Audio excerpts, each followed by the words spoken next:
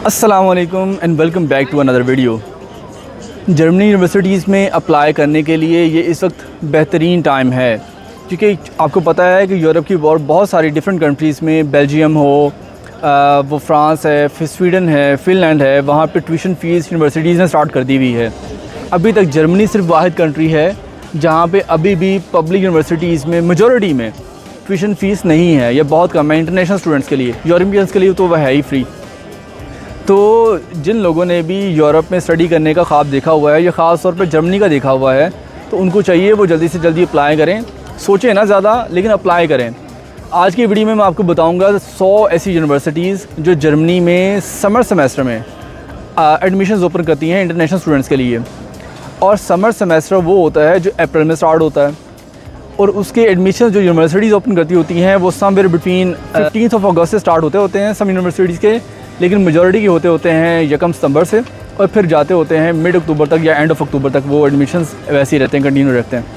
तो अब ये उनके लिए मौका है, अपने डॉक्यूमेंट्स फटाफट प्रिपेयर करो, और डॉक्यूमेंट्स प्रिपरेशन के बाद यूनिवर्सिटीज़ में अपने एडमिशन्स अप्लाई करो, और होपफुली इंशाल्लाह आपके एडमिशन हो जाएंगे। तो फिर वीज़ा प्रोसेस करके यहाँ जर्मनी आ जाओ स्टडी के लिए। जो मैं अभी आपको प्रोसेस बताने लगा हूँ, ये प्रोसेस स्पेसिफिकली जर्मनी के लिए है, लेकिन आपने यूरोप की किसी भी कंट्री में स्टडीज़ के लिए आना है, वो चाहे बेल्जियम है, फ़िनलैंड है, स्वीडन है, तो उन सभी में मोर और लेस जो प्रोसेस है वो सेम ही है। तो सबसे पहले बात करता हूँ मैं बैचलर्स की। बैचलर्स प्योरली इंग्लिश लैंग्वेज में जो जर्मनी में समर इनटेक होता है वो रिलेटिवली कम यूनिवर्सिटीज़ जो ऑफ़र करती हैं बैचलर स्टडीज़ को। बैचलर के लिए और मास्टर के लिए रिक्वायरमेंट थोड़ी सी डिफरेंट है, क्योंकि बैचलर जर्मनी में जो स्टार्ट होता है उसके लिए जो प्री रेक्विजिट है, आपकी एजुकेशन जो स्कूलिंग जो है वो 13 ईयर्स की होनी चाहिए, 13 साल की होनी चाहिए।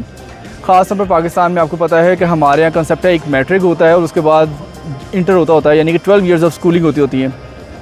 12 ईयर्स की बेस पे अनफॉर्चुनेटली एडमिशन नहीं होता, 13 ईयर्स की बेसिस पे होता है। तो उसका हल ये है कि आप 1 साल पहले यूनिवर्सिटी किसी में भी एडमिशन लो और वहाँ पे 2 सेमेस्टर स्टडी करो आप, और कोर्सेज़ भी वो चूज़ करने हैं बैचलर्स के लिए जिस पे आप फिर सोचोगे कि फ्यूचर में मैंने उन्हीं कोर्सेज़ में आके यहाँ जर्मनी में स्टडी करनी है।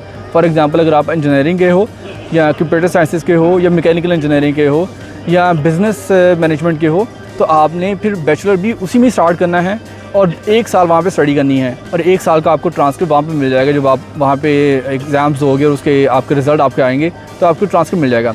और जो मास्टर्स के लिए है, उसके लिए रिक्वायरमेंट ये है कि आपके पास एटलीस्ट 16 ईयर्स ऑफ एजुकेशन होनी चाहिए। वो 16 ईयर्स ऐसे भी हो सकते हैं कि आपने इंटर करने के बाद पहले 2 साल का कोई बैचलर किया है और फिर 2 साल का मास्टर कर लिया है, या आपने 4 साल का बैचलर्स किया हुआ है, बैचलर्स ऑफ ऑनर्स, तो वो इस तरह काउंट होंगे 16 ईयर्स ऑफ एजुकेशन, और फिर आप एलिजिबल हो जर्मनी यूनिवर्सिटी में मास्टर्स के लिए अप्लाई करने के लिए।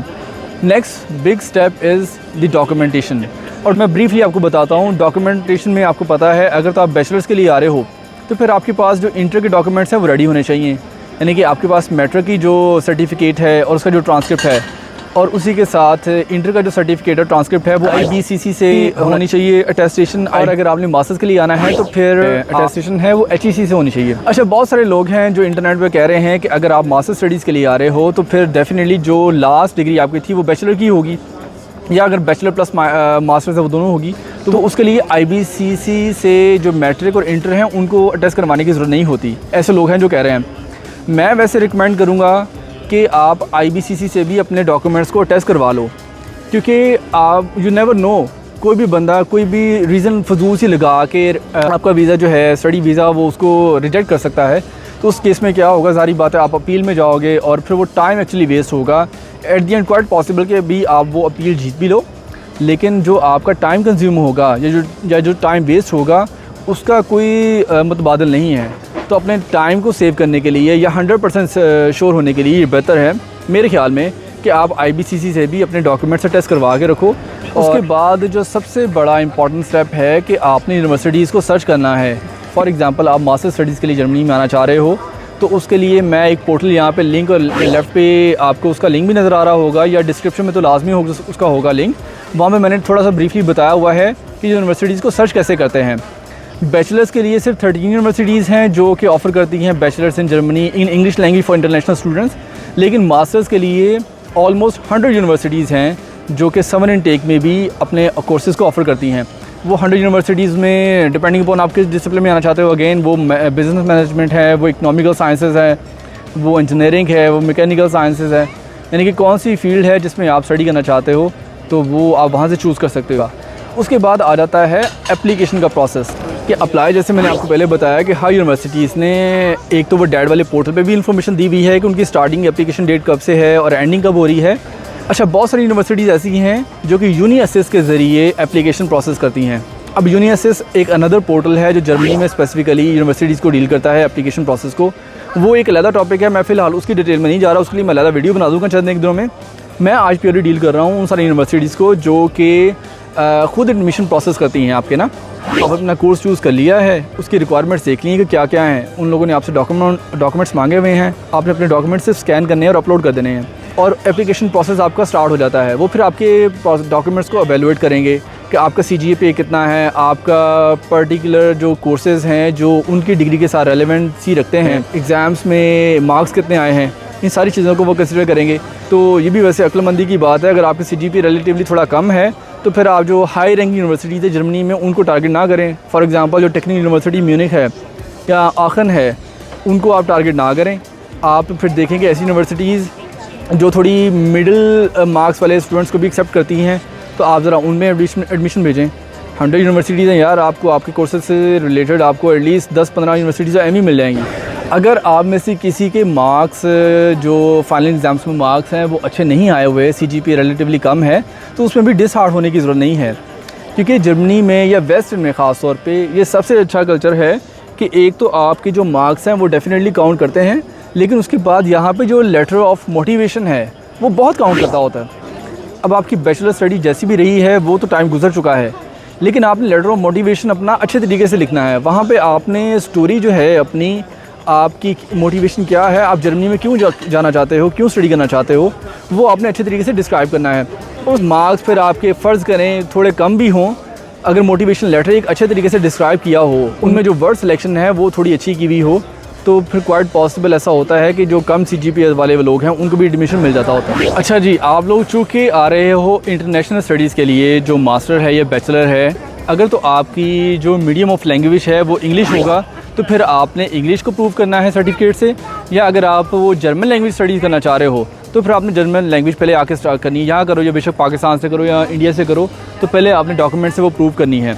ऐसी यूनिवर्सिटीज़ हैं जो आपको एडमिशन कम से कम दे देती हैं यूनिवर्सिटी में बेस्ड ऑन आपका जो यूनिवर्सिटी का लेटर है, प्रोफिशिएंसी लेटर। उस यूनिवर्सिटी लेटर में लिखा होता है कि जो ये स्टूडेंट है उसका जो मीडियम ऑफ लैंग्वेज था वो इंग्लिश था, तो उसकी बेसिस पे कुछ यूनिवर्सिटीज़ हैं जो कि एडमिशन दे देती हैं, लेकिन जो मेजॉरिटी यूनिवर्सिटीज़ हैं वो आइट्स डिमांड करती हैं या टॉफल डिमांड करती हैं, या कुछ यूनिवर्सिटीज़ ऐसी भी हैं जो डुओलिंगो भी एक्सेप्ट कर लेती हैं। मेरी इसमें रिकमेंडेशन ये है कि आप लोग कम से कम आइट्स लाजमी दो, आइट्स का एग्ज़ाम दो और उसमें आपका जो बैंड है वो 6.5 होना चाहिए, with 6 band in each module. जो भी 4 डिफरेंट मॉड्यूल्स हैं उनमें कम से कम 6 आपका होना चाहिए, और जो ओवरऑल आपका जो हो मार्क्स हों वो 6.5 बैंड आपका होना चाहिए। अगर आप फ़र्ज़ करो कि इंग्लिश जो यूनिवर्सिटी लेटर है उसकी बेसिस पे यूनिवर्सिटी में एडमिशन ले भी लेते हो, तो फिर भी आपने वीज़ा प्रोसेसिंग के लिए जब जाना है जर्मन एम्बेसी में, तो उन लोगों ने आपसे डिमांड कर लेना है कि भाई आर्ट्स का सर्टिफिकेट आपके पास नहीं है। तो आप लोगों ने अपने वीज़ा को प्रोसेस करने के लिए और वीज़ा एक्सेप्ट करने के लिए चांसेस को बढ़ाना है, ना कि उन्हें कम करना है या ऑन रिस्क चीज़ें आप लोगों ने करनी है। तो ये सारी चीज़ें वो हैं जो आप लोग पैरेलल में कर सकते हो।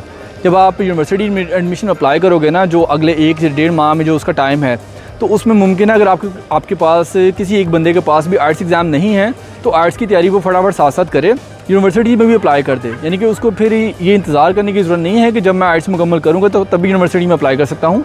वो पैरेलल में कम से कम अप्लाई लाजमी कर दे, और अगर यूनिवर्सिटी डिमांड करे जी कि आपके पास आर्ट्स नहीं है या आपने नहीं सेंड किया हुआ, तो फिर आप उसमें ये कह सकते हो कि मेरा ये जो लेटर है यूनिवर्सिटी का ये प्लीज़ आप अभी एक्सेप्ट कर लें, मेरा आर्ट्स का एग्ज़ाम हो रहा है या उसकी डेट नियर फ्यूचर है, मैं वो जल्दी दे दूँगा और मेरे पास विदिन वीक्स और मंथ्स उसका आर्ट्स का भी आ जाएगा, रिज़ल्ट आ जाएगा, तो क्वाइट पॉसिबल आपके चांसेस बढ़ सकते हैं कि आपको वो एडमिशन दे दें। ये उस केस में है कि अगर आपके पास अभी तक आर्ट्स का एग्ज़ाम नहीं है। अदरवाइज़ हर वो स्टूडेंट या हर वो बंदा जो चाहता है कि भी यूरोप आके स्टडी करना है, वो चाहे जर्मनी में है या चाहे कहीं भी और है, उसने चाहे बेशक इस समर इनटेक में आना है या नेक्स्ट ईयर बेशक सितंबर अक्टूबर में आना है या उससे भी अगले साल आना है, क्योंकि आपको पता है जो आइट्स एग्ज़ाम है वो 2 साल के लिए वैलिड होता है। और हाँ, एक और इम्पॉर्टेंट बात, अगर किसी के पास आइट्स का जो एग्ज़ाम पहले दिया हुआ था वो अभी एक्सपायर हो रहा है, वो उसे कम से कम इस्तेमाल करते हुए अपना एडमिशन प्रोसेस स्टार्ट कर ले। यानी कि उसे फिर रिन्यू करना पड़ेगा वीज़ा प्रोसेसिंग के लिए बाद में, लेकिन वो कम से कम अपने एडमिशन के लिए तो वो इस्तेमाल करें ना। आपने सभी चांसेस यूज़ करने हैं, फर्स्ट ऑफ ऑल अपनी एडमिशन को सिक्योर करने के लिए यूनिवर्सिटीज़ में, और दूसरा उसके बाद जो वीज़ा है उसकी प्रोसेसिंग के लिए। एक चीज़ ऐसे और है कि यूनिवर्सिटीज़ रिकमेंडेशन लेटर भी डिमांड करती हैं, और वो लेटर ऑफ रिकमेंडेशन इजीली बन जाता होता है, किसी भी आपके लेक्चरार से या यूनिवर्सिटी प्रोफेसर से आप वो बना सकते हो। कोई यूनिवर्सिटी कहती है कि एक होना चाहिए, कोई यूनिवर्सिटी ज़ोर डिमांड करती हैं, तो आप आसानी के लिए वैसे 2 बनवा के रखो, क्योंकि दोनों की ज़रूरत पड़ सकती है। और लास्ट स्टेप होता है उसमें CV, आपकी जो भी आप यूनिवर्सिटी में अप्लाई कर रहे हो एडमिशन के लिए, चाहे वो बैचलर्स है या चाहे मास्टर्स है, किसी भी यूनिवर्सिटी के लिए अप्लाई कर रहे हो तो आपको वो CV की ज़रूरत पड़ेगी। और CV में ख़ास तौर पे जो जर्मनी में होता है वो यूरो पास CV फॉर्मेट है जो एक्सेप्ट होता है। उसका लिंक वैसे मैं नीचे मेंशन कर दूंगा, बल्कि उसका PDF भी मैं नीचे मेंशन कर दूंगा ताकि आप लोग आसानी से वो देख सको। एक पेज तो लाजमी, वरना मैक्सिमम 2 पेजेस तक आपने अपनी CV बनानी है, उससे ज़्यादा आपने नहीं बनानी, क्योंकि आप लोग स्टूडेंट के तौर पे आ रहे हो, कोई आपके पास कोई बहुत लंबा चौड़ा प्रोफेशनल एक्सपीरियंस नहीं होगा जो आप लोग 2-2 या 3-3 पेजेस के लिए आप अपनी CVs बनाओ। ये सारे डॉक्यूमेंट्स आपके प्रिपेयर हो चुके हैं यूनिवर्सिटी एडमिशन्स के लिए। अगर कोई डॉक्यूमेंट मिसिंग है फिलहाल आपके पास नहीं है, फॉर एग्जांपल आप लोग मास्टर स्टडीज़ के लिए अप्लाई करना चाह रहे हो और आपका जो फाइनल सर्टिफिकेट अवेलेबल नहीं है, तो आप लोग वो भी एटलीस्ट अप्लाई कर दो यूनिवर्सिटीज़ में, और उसमें ईमेल आप मेंशन कर सकते हो जी कि अभी हमारे पास वो सर्टिफिकेट अवेलेबल नहीं है, तो ये हम एज़ सुन एज़ पॉसिबल वो अवेलेबल होगा तो हम आपको वो भी प्रोवाइड कर देंगे। और जो मैक्सिमम यूनिवर्सिटीज़ में हो सकता है उतनी में अप्लाई करना, यानी कि आपने सिर्फ टारगेट 1 या 2 यूनिवर्सिटीज़ को नहीं रखना, क्योंकि आजकल के दौर में कंपटीशन इतना ज़्यादा है, इंडिया से, बांग्लादेश से, पाकिस्तान से, हर जगह से लोग अप्लाई करते हैं एडमिशन्स के लिए, तो वो जितना आप लोग ज़्यादा अप्लाई करोगे उतने आपके चांसेस ज़्यादा बढ़ेंगे। ठीक है, अब आपका जो यूनिवर्सिटी में एडमिशन वाला काम है वो मुकम्मल हो चुका है। लास्ट 2 स्टेप्स हैं जो कि इम्पॉर्टेंट है। सबसे पहले है आपने अपनी वीज़ा प्रोसेसिंग के लिए अपॉइंटमेंट बुक करनी है, और दूसरा है बैंक अकाउंट ओपन करवाना है। मेरा ख्याल है अगर आप लोग 100% श्योर हो कि आपने जर्मनी आना है स्टडीज़ के लिए, तो आपको जर्मन एम्बेसी में अपॉइंटमेंट के लिए सबसे पहले स्टार्ट कर देना चाहिए। जब आप अपनी यूनिवर्सिटीज़ को सर्च कर रहे हो और एडमिशन के लिए अप्लाई कर रहे हो, साथ में पैरेलल ही आप लोग अपॉइंटमेंट के लिए भी अप्लाई करना स्टार्ट कर दो, क्योंकि इंडियंस के लिए और बांग्लादेश के लिए ख़ास तौर पे ज़रा ज़्यादा रिलैक्सेशन है, उनकी अपॉइंटमेंट भी जल्दी उनको मिल जाती है और वीज़ा प्रोसेसिंग भी थोड़ी तेज़ है। अनफॉर्चुनेटली पाकिस्तान के साथ ज़रा मामला उस तरह बराबर लेवल पे नहीं है, यहाँ पे ज़रा मामला ख़राब हैं, और उसका असर ये होता है जी कि एक तो अपॉइंटमेंट भी जल्दी नहीं मिल रही, और दूसरा उसके बाद जो वीज़ा प्रोसेसिंग है वो भी सम टाइम से ज़्यादा टाइम ले लेती है। उसके लिए कुछ लोग ट्रिक्स शेयर करते हैं जी कि रात को बैठ के कोई लेट नाइट 1-2 बजे 3 बजे ज़रा अपॉइंटमेंट्स जो रिलीज़ होती हैं तो स्लॉट्स अवेलेबल होती हैं, तब बंदा जल्दी से बुक कर ले। स्लॉट्स कब अवेलेबल होनी है कब नहीं होनी, वो बुक किसके लिए होगी, इट ऑल्सो डजंट मैटर कि भी आप कब से सर्च करना स्टार्ट किया हुआ है आपने, वो भी फर्स्ट कम फर्स्ट सर्व की बेसिस पे होगा। तो टोटली लक डिपेंडेंट है कि जब भी आप करोगे तो मुमकिन आपके लिए कोई स्लॉट अवेलेबल हो और आप अपने वीज़ा प्रोसेसिंग के लिए अप्लाई कर दो। वीज़ा प्रोसेसिंग के लिए जो डॉक्यूमेंट्स हैं वो वही होंगे जी कि जब आपके पास एडमिशन यूनिवर्सिटी से आ जाएगा वो चाहिए होगा। उसके बाद आपको ब्लॉक अकाउंट चाहिए होगा। ब्लॉक अकाउंट एक्चुअली है क्या कि जिसमें आपने 11,300 यूरो के करीब डिपॉजिट करवाने हैं, 934 यूरोस पर मंथ की बेसिस पे। 1 साल का जो अमाउंट है वो आपने डिपॉजिट करवाना होता है बैंक में, और उसकी स्टेटमेंट लगानी होती है जब आप वीज़ा प्रोसेसिंग कर रहे होते हो। ये पैसे आप ही के हैं, इन पैसों को आपने ही इस्तेमाल करना है। इसका नाम ब्लॉक अकाउंट सिर्फ इसलिए है क्योंकि आप लोगों को अलाउ नहीं होता कि सारे के सारे एक ही बार पैसे निकलवा के इस्तेमाल कर लो। तो जो जर्मन गवर्नमेंट है उसने इस तरह डिसाइड किया हुआ है कि इस तरह कि एक्चुअली वो श्योरिटी चाहते हैं कि जो भी स्टूडेंट यहाँ पे इंटरनेशनल स्टूडेंट्स खास तौर पे जर्मनी में स्टडी के लिए आते हैं, तो वो कम से कम जो पहला साल है वो अपने रिसोर्सेज अपने साथ लेके आएँ, ताकि अगर उनको स्टूडेंट जॉब नहीं मिलती है, थोड़ा डिले हो रहा है, तो उनको कम से कम फिक्र ना हो जाए कि पैसे कहाँ से आएंगे और हमने अब स्टडी करनी है कि नहीं करनी, या परेशान नहीं होना, अपनी स्टडी पे कंसंट्रेट करना है। और जब आप फ़र्ज़ करें सेकंड ईयर में जाते हैं, तब आपको ब्लॉक अकाउंट की अमाउंट दोबारा शो करनी होती है। उसमें फिर कम से कम ये होता है कि अगर फ़र्स्ट टाइम आपने पाकिस्तान से, इंडिया से, बांग्लादेश से, अपनी फैमिली से किसी से भी पैसे वो अरेंज किए हैं और डिपॉजिट करवाए हैं, तो सेकंड टाइम आप कम से कम जब जर्मनी आ जाते हो तो नॉर्मली स्टूडेंट जॉब मिल जाती है आसानी से। बंदा खुद कमाता है और अपने ब्लॉक अकाउंट को दोबारा मेंटेन करना स्टार्ट कर देता है। कोई इतनी मुश्किल बात नहीं है, ये सारा हो जाता है। बल्कि उसके ऊपर मैंने एक वीडियो बनाई हुई है कि अब तो चांसेस स्टूडेंट्स के लिए इतने ज़्यादा हैं, तकरीबन 22-23 हज़ार यूरो पर ईयर भी स्टूडेंट कमा सकते हैं।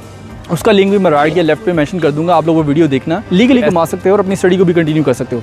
स्टडी को वैसे कंप्रोमाइज़ नहीं करना, लेकिन साथ साथ पैसे भी कमाने हैं अगर आपको ज़रूरत है तो। नहीं ज़रूरत तो ठीक है जी, फिर अब्बा जी का अकाउंट है, फैक्ट्रियाँ हैं, वहाँ से पैसे आ रहे हैं तो फिर एंजॉय करो। अच्छा, ब्लॉक अकाउंट आपने जो बनवाना है ना, उसके लिए 2 चीज़ें इंपॉर्टेंट है। सबसे पहली चीज़ ये है कि आपने बैंक चूज़ करना है कि कौन से बैंक में बनवाना है। पहले वक्तों में तो था कि जो फिजिकल बैंक्स हैं जिनकी ब्रांचेस अवेलेबल हैं पाकिस्तान में, जिसमें फॉर एग्जांपल डोचे बैंक था, वो वैसे अभी भी है, उसकी कराची, इस्लामाबाद में, लाहौर में ब्रांचेस हैं, तो उस बैंक में भी ओपन करवा सकते हैं ब्लॉक अकाउंट और उसमें पैसे सबमिट करवा सकते हैं।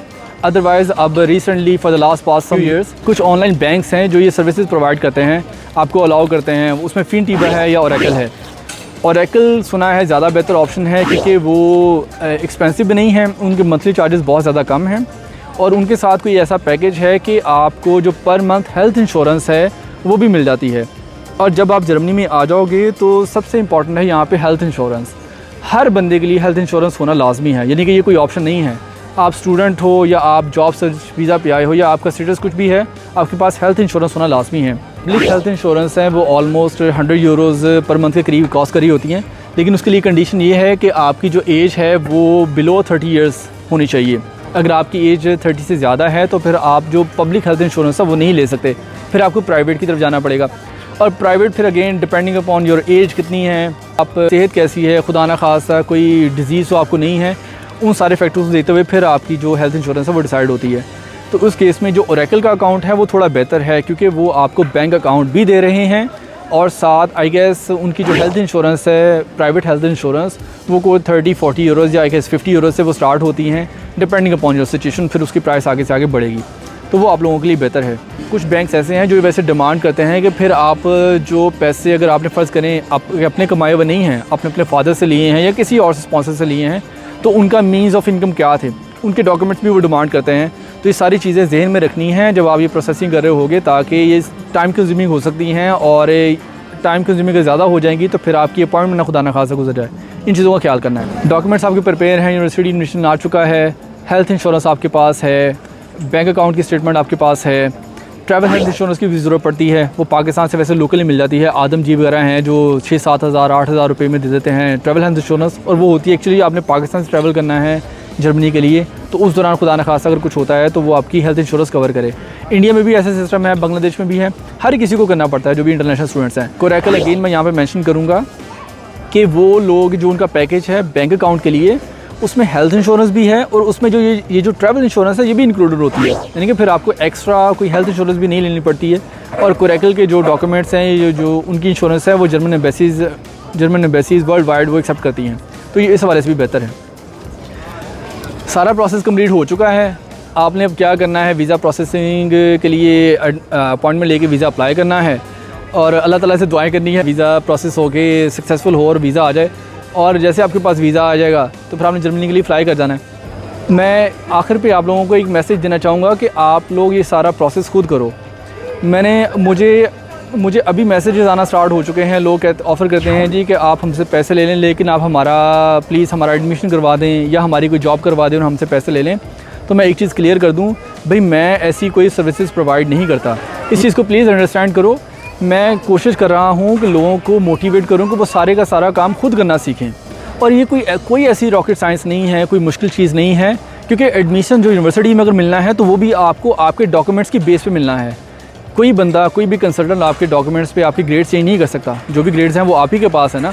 उसके बाद आपने ज़रा माइंडफुल हो के यूनिवर्सिटी को सर्च करना है, थोड़ा ज़रा लॉजिक के साथ यूनिवर्सिटी ढूंढनी है जी कि किस यूनिवर्सिटी में आपको एडमिशन के लिए अप्लाई करना चाहिए, ताकि आपका एडमिशन वहाँ पे हो जाएगा। और उसके बाद मोटिवेशन लेटर जो लिखना है वो ज़रा अच्छे तरीके से लिख लेना। मोटिवेशन लेटर की जो है वीडियो मैं ज़रूर बनाऊंगा, आप लोगों से शेयर करूंगा 2-4 डिफरेंट सैम्पल्स, ताकि आप लोग कॉन्फिडेंट फील करो। CV की भी आप लोगों से मैंने मेंशन किया हुआ है कि उसकी भी वीडियो मैं आपसे लास्ट शेयर करूँगा।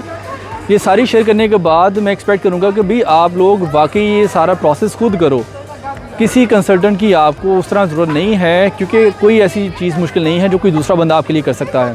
और फिर अगर आप बाकी पैसे खर्च करना चाहते हो तो फिर वो कंसल्टेंट बिल्कुल ठीक है, वो राइट है कि अगर आपको वो सर्विसेज प्रोवाइड करते हैं तो फिर वो आपको चार्ज करें। फिर आप ये कंप्लेन नहीं कर सकते जी कि कौन बंदा मुझसे पैसे ज़्यादा चार्ज कर रहा है या कम चार्ज कर रहा है। भाई हर किसी का अपना रेट है, हर किसी का अपना टैरिफ है, ठीक है। लेकिन मैं आपको रिकमेंड करूँगा कि आप सारा प्रोसेस खुद करो। और मेरी आने वाली वीडियोज़ में 2-3 वीडियोज़ में ये सारा प्रोसेस आपको इस तरह एक्सप्लेन करूँगा। मेरा इरादा है मैं कोशिश करूँगा वीडियो बनाऊँ कि जो यूनिवर्सिटीज़ में एडमिशन के लिए फॉर्म फिल करने होते हैं वो भी आपको दिखा दूँ, जो फॉर्म फिल करने हैं कि एडमिशन के लिए कैसे अप्लाई करना है, या उसके बाद जो वीज़ा प्रोसेसिंग करनी है तो जो वीज़ा के लिए फॉर्म फिल करना है वो भी कैसे करना है। क्योंकि एट द एंड होता तो उसमें है कि आपने सिर्फ नाम वगैरह या अपनी डिटेल मेंशन करनी है, लेकिन फिर भी लोग ऐसे हैं जो फील करते हैं कि शायद उनको वो उस तरह कॉन्फिडेंट नहीं है। तो उस केस में ये सारी वीडियोज़ मैं आने वाले दिनों में इंशाल्लाह बनाऊँगा। उन सब के लिए स्टे ट्यून्ड। और I wish you good luck कि भी आप लोग वाकई अपने फ्यूचर को बेहतर करने के लिए, सिक्योर करने के लिए, हायर एजुकेशन के लिए अच्छी कंट्रीज़ में आओ। अच्छी कंट्रीज़ में आओ, अच्छी कंट्रीज़ से मुराद मेरा है कि वेस्ट यूरोपियन कंट्रीज़ में आओ, जिसमें जर्मनी सबसे टॉप पे है, हॉलैंड टॉप पे है, स्कैंडिनेवियन कंट्रीज़ हैं। ये 3 4 5 कंट्रीज़ हैं जो बहुत ज़्यादा अच्छी हैं हायर एजुकेशन के लिए, और एजुकेशन के बाद जो आपने प्रोफेशनल लाइफ स्टार्ट करनी है उसके लिए भी। ये थी आज की वीडियो। इसमें मैंने आपको एक्सप्लेन किया है हर एक स्टेप जो कि ज़रूरी है आपको जर्मनी में स्टूडेंट वीज़ा अप्लाई करने के लिए। सबसे पहले एडमिशन लेने के लिए यूनिवर्सिटी में ऑफ कोर्स, और उसके बाद स्टूडेंट वीज़ा अप्लाई करने के लिए। और आप अगर जर्मनी चूज़ नहीं करते तो किसी और कंट्री को चूज़ करते हो, फॉर एग्जांपल स्कैंडिनेवियन कंट्रीज़ को चूज़ करते हो, या इटली को चूज़ करते हो, या किसी भी और कंट्री को, तो ऑलमोस्ट यही डॉक्यूमेंट्स हैं हर कंट्री के लिए। इन्हीं की ज़रूरत पड़नी है आपको, और इसी तरह प्रोसेस होना है जो कि मैंने आपको जर्मनी के लिए बताया है। स्पेसिफिक नेक्स्ट वीडियो में दोबारा किसी नए टॉपिक पे, किसी नए वीडियो में और किसी नए टूर में मुलाकात होगी। टिल देन टेक केयर, अल्लाह हाफ़िज़।